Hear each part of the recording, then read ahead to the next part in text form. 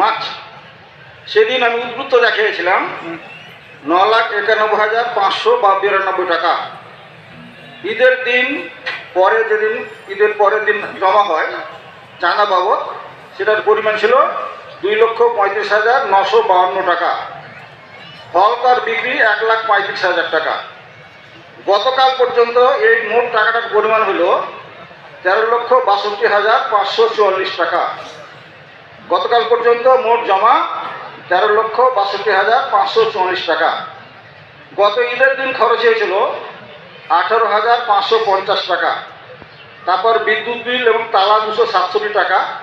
তারপরের মাসে 17,100 টাকা। আর ঈদে আপনার নামাজের মাঠ উপযোগী করার জন্য ইট, সিমেন্ট, বালু, চুন বিভিন্ন খরচ মোট 38,150 টাকা। তাহলে গতকাল পর্যন্ত মোট খরচ হয়েছে 74,067 টাকা।